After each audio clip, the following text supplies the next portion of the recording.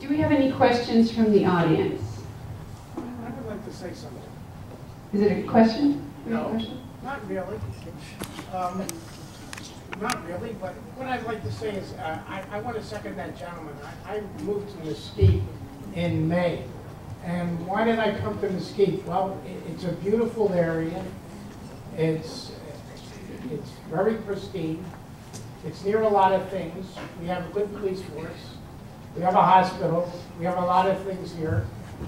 And I said that it's great, but why isn't it growing?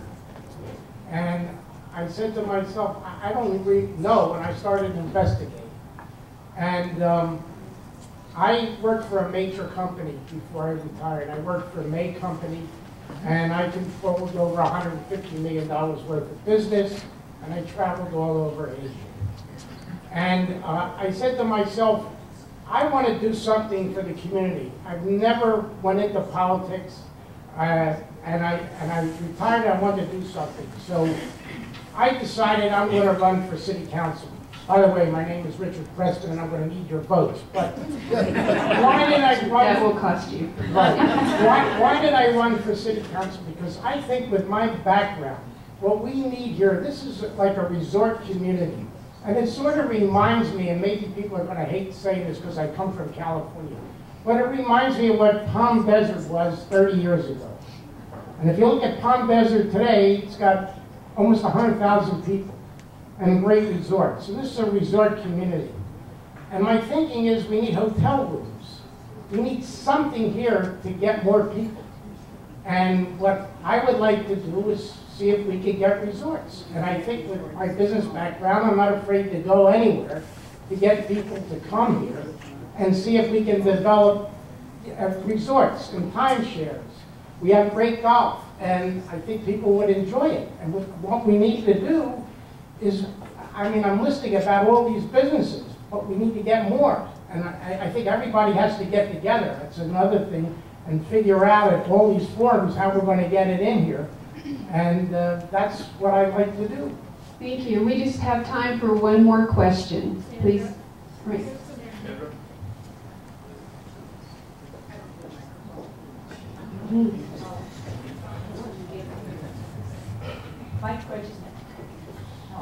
My question is, if a large corporation would move to Mesquite, Nevada, would there be workforce within which to staff the business?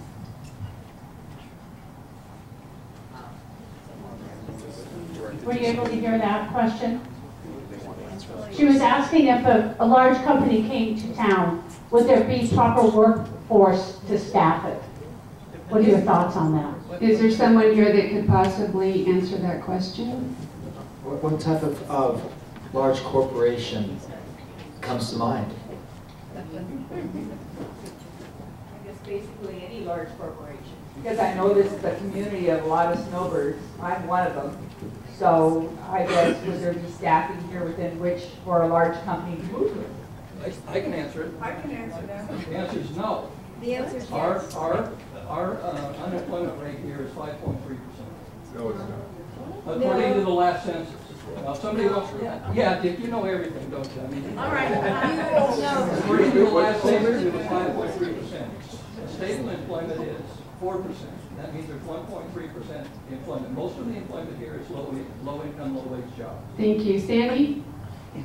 I'll try and answer that question a little bit, and I think the answer is a resounding yes. And the reason why I said that is because when Rock Gaming unfortunately had to close its doors and we thought 500 people were laid off, surprisingly enough, many of those people actually commuted every single day from Las Vegas to Mesquite.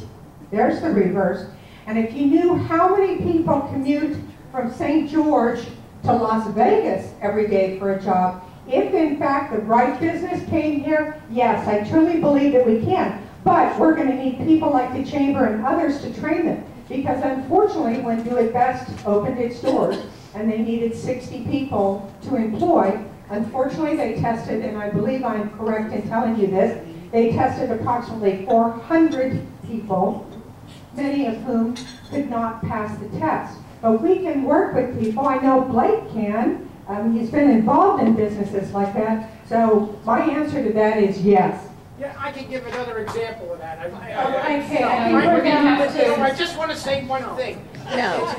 It's happening in Las Vegas. Tony Shea from Zappos is doing a lot in Vegas. They're going to open a shoe factory in Vegas and employ 90 people. It's a high-skilled job. But he's going to go and get people he's going to go and get people to train people to become shoe workers.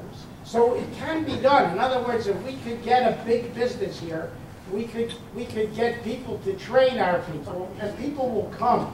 And the economy, I want to say another thing, the economy is starting to turn around. I mean, the employment rate is going down, the economy's coming down, things are happening, and Mesquite's got to be part of it. Thank you. I'd actually like to say something because, just this one issue, for instance, it almost felt, from my perspective, creates, sort of, conflict. And I think, I see, Dave in the corner. I know he relocated Low Tech from Las Vegas. And so, that's an example of a company who's moved here and is successful. I can't remember how many employees you have. Dave? 30. 35. So I think that, businesses where the owner-operator really knows, the skills that are needed, can bring some key people in, can backfill. I think those can be, those are successful. I think the reason I didn't jump, to answer your questions is you said something like, like a large corporation. And, I'm a little bit more, hesitant to say that, we should be spending a lot of our, time and money sort of competing for these, huge corporations, because I don't know what their labor force requires. I'm thinking of something with 3,000-4,000, employees. I just got, I traveled with my family over the holidays, and we were in Vietnam, and the kids, we drove by a Foxconn, and my kids know that because they manufacture the iPhone, and they love this parody on YouTube. But they were pointing at it through the window, Foxconn, Dad, look at that Foxconn, because it's an example of a modern factory with maybe 5,000 to 50,000 employees, I don't know. They manufacture the Galaxy phone there. And everyone lives in that, that facility. They have cafeterias, dormitories, etc. I mean, I don't think that would fit here. So, I mean, these are extremes of what we know works, and, people think that there's a silver bullet of a kind of company that moves here and immediately turns around, the future of the economy. Oh, we're going to get, I was going to say Steve Jobs, but now that he's not, I mean, Tim Cook's going to be here, and Tim's going to bring all his friends, and they're super smart. So then the high school will become like the technology high school, and then we're going to, then we'll need new real estate developers to build 5,000 homes each. I just think, that to us is distracting from focusing on what we have and trying to grow our way out with businesses, kind of adding on 5 to 50, coming with something like that we know over time adds up and makes us stronger.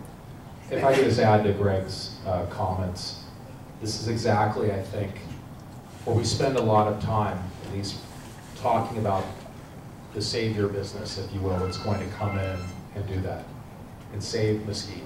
And I think we get away of all the good things that we have. And I think as when you think about what Mesquite has, we have plenty of things that are good about this community that we are proud of, that we're doing really, really well. I mean, you can go down the list. I mean, there's plenty of them. I know that sometimes you want something different, but what we have here is pretty good.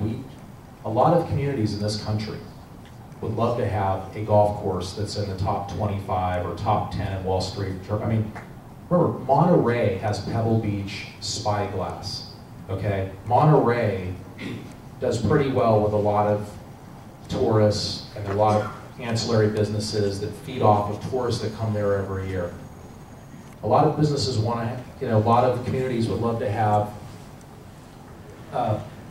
companies like Greg Lee's family, the Eureka Casinos, who are willing to spend the money and the time and quality experience and put on a great gaming. A lot of folks with communities would love to live in where you can drive 5 minutes to each of the golf courses around and see the incredible beauty and have the natural God-given beauty that we have out here. And I think that it's a healthy reflection of, if you want these other things to come in, understand that the folks that are coming in are going to look at Mesquite and say, we're a town of 19,000. That's what we are. That's what we are today. That's probably what we're going to be in the next year or two. And that's not a bad thing. And over time, if we strategically look at things and have a vision and a plan and say, what are our core industries and how do we build off of that, these other things are much more likely to happen. And the buildings that are empty will get filled, because if you have success stories, if people are going, boy, that Wolf Creek Golf Club, man, they're spending a lot of money, they're doing well, the golf industry's healthy, the lenders are saying, geez, we're seeing the profit lines, they look really good. I mean, what you have to look at every problem is you have to stare at and be honest with yourself. And what happened in the recession is simple. People that invested here, banks and financial institutions, lost a lot of money. I mean, there was a lot of real estate projects that didn't go very well. So we have to acknowledge that. That's not a bad thing. It's just okay. That wasn't just us either, by the way. That was a majority of this country had that happen to it. So what happens is a bank in their committee says, geez, that next business, that new business wants to go invest in Mesquite. They say, okay, what was my track record in Mesquite? Did we make money or did we lose money by investing? And so we have to overcome that obstacle, and that's where we want to bring this topic back, is how do we get people to get comfortable again from an outside perspective where they can invest capital here and see returns on their capital. And to Greg's point of all the customers, when you're looking from a business perspective, how to make your customers happy, those are functions eventually of you doing well. If you keep your customers happy, you'll keep businesses coming, you'll make money in your business, people will be happy, and you're good with your expense side, and you treat people the right way, good things will happen. But the same side, as a community, we come together, whether it's the water district, whether it's the city council, whether it's the Chamber of Commerce, saying, what are the things long-term that we can do to help facilitate an environment where somebody wants to come in here and give investment, where they have a pretty good certainty that the community is going to do everything to ensure, their investment. Investment isn't just the business owner. When you take a bank loan, and it doesn't, whether it's 500,000, whether it's 4 million, 10 million, whatever it is, in essence, the bank is your partner. Just like your homes, the bank is the partner in a lot of ways. It's a weird way to think about it that way, that you own it, but they have a financial stake in your success too. And I think, why when Greg and I talk, we really believe in this community, and we think that we have lots of good things to sell. And the corporation stuff, for everything you want, a corporation might ask, your question is, how do I fit into this community? Is this community right for my city? And the city needs to ask the question is, hey, what if Apple came here? And most people say, gosh, just take them, take them, take them. And you know what? Apple might be that company, might say absolutely yes. But at the same time, the city, working with private businesses, we have to acknowledge many people moved here for the great golf.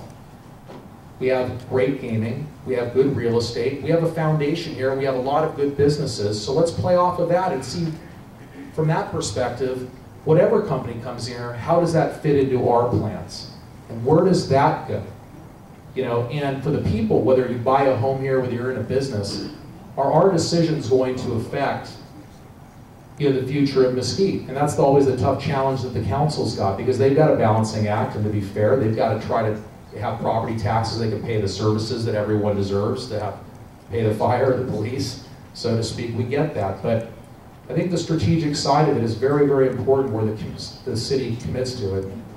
And then, again, I think we have a lot of great things here to play off of, and I think the energy and time spending on promoting that is just as important as finding the next great company to hopefully come in to play.